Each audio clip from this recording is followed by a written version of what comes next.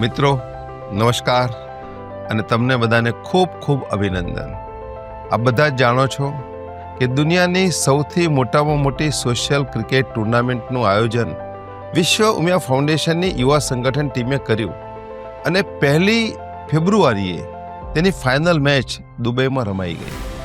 320 ટીમોએ ભાગ લીધો, 5 ઝોનમાં રમાઈ, 4800 ખેલાડીઓ રમ્યા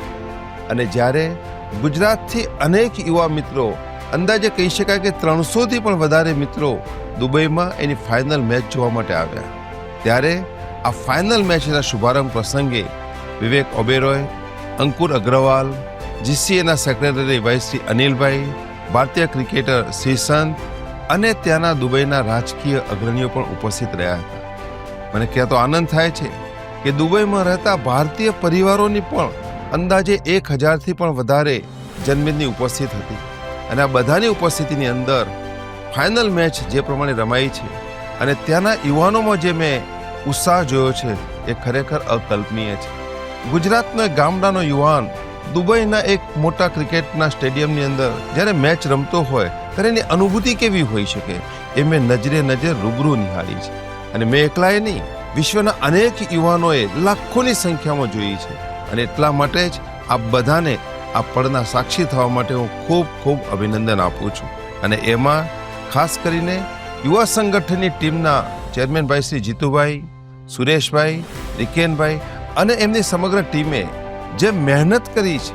એને ખરેખર દાદ અને ધન્યવાદ આપવા પડે કે આની અંદર આર્થિક સહયોગ પણ શાર ડેવલપર્સના ભાઈ શ્રી અંકિતભાઈ અને શુભભાઈએ અને જે તે ઝોનના સ્પોન્સર મિત્રોએ જે આપ્યો છે એના માટે પણ એ બધાનો ખૂબ ખૂબ આભારની લાગણી વ્યક્ત કરું છું। ગુજરાતના મિત્રો, ત્યાંના ખાસ કરીને ભાઈ શ્રી પવનભાઈ, કે ચંદ્રેશભાઈ, પ્રિતેશભાઈ,